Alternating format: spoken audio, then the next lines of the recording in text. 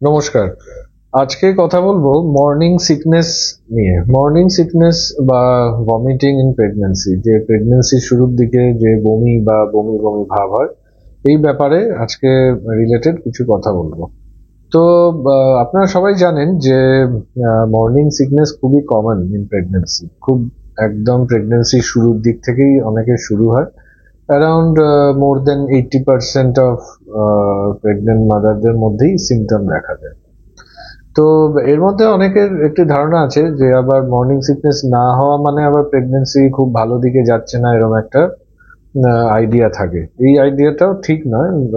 যদিও অনেকেরই common symptom morning sickness, but না হলাম মানে যে প্রেগনেন্সি ঠিক দিকে যাচ্ছে না, এটাও ঠিক না।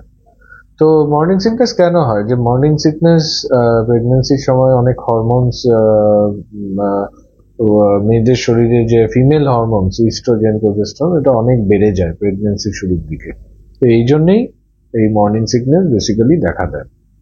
তো আজকে মেন জায়গাটায় যে ফোকাস করব সেটা হচ্ছে যে আপনি কি করে প্রিভেন্ট করবেন। মর্নিং সবারই হয়, এবং আপনারা দেখেওছেন যে অনেকেই বমি ভাব বা বমি বমি ভাব এরকম কমপ্লেন করেন। তো কি করে প্রিভেন্ট করবেন? তো প্রথমতই যেটা হচ্ছে, আপনাকে একটু অয়েল ফ্রি বা লেস স্পাইসি ফুড আপনাকে খেতে হবে প্রেগনেন্সির শুরুর দিকে। এটা প্রথমত একদম ম্যান্ডেটরি। আর দ্বিতীয়ত যেটা হচ্ছে, বাইরের খাবার একটু অনেকটাই অ্যাভয়েড করতে হবে। হোম মেড ফুড বা হোমলি ফুড, হেলদি ফুড, এটা একটু কন্টিনিউ শুরুর দিকে খেতে হবে।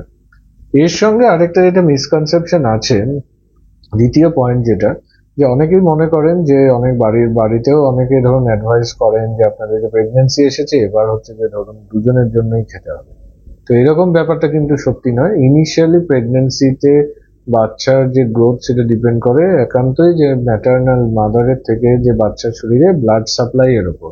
আপনি কতটা খাচ্ছেন সেটা কিন্তু ডিপেন্ড করে না। তো আপনাকে কিন্তু স্মল মিলস, মানে একটু কম কম খাওয়ার, একটু বেশি বার খেতে হবে ইন্টারভেলে। মানে একবারে পেট ভরে কিন্তু খেলে এই বমি ভাব যে ব্যাপারটা, এটা কিন্তু অনেকটা বেড়ে যাবে। তো আপনাকে কম কম খাবার, একটু বেশি বার খাবেন। তৃতীয় যেটা হচ্ছে যে আপনি খেয়েই অনেকে যেটা বলেন যে ধরুন ঘুমোতে চলে যান বা শুয়ে পড়েন, এটা কিন্তু অনেক সময় বমি ভাব কিন্তু বাড়িয়ে দেয়। আপনাকে প্রথমে খাওয়া দাওয়ার পরে 1 থেকে 1.5 ঘন্টা মিনিমাম একটু হাঁটাচলা করলে ভালো, বা আপনি বসে থাকলেন বা কিছু গল্পের বই পড়লেন, তারপরে শুতে গেলেন, তাতে আপনার এই ভমিটিং সিমটমটা অনেক কম থাকে। ফোর্থ যে পয়েন্টটা আমি আসবো, যে অনেকের প্রেগনেন্সির শুরুর দিকে যেহেতু একটা গন্ধের একটা পরিবর্তন হয়, তো অনেকে মাছ বা ডিম এই জাতীয় খাবারে কিন্তু একটা গন্ধ অনুভব করেন, যে অনেক সময় একটা স্মেল আসছে। তো এরকম কিন্তু যদি স্মেল আসে, সেই সব খাবার অ্যাভয়েড করাটাই বেটার।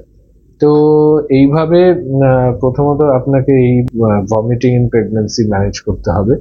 এরপর যদি আপনার এই সিমটম এতেই অনেক ক্ষেত্রে কমে যায়, এর ক্ষেত্রে যদি না কমে, অনেক ট্যাবলেটস আছে যেটা আমরা প্রেসক্রাইব করি, যে সকালে খাওয়ার আগে এবং রাত্রেবেলা শোয়ার সময় খেতে, তাতে অনেক সময় ভমিটিং কম থাকে।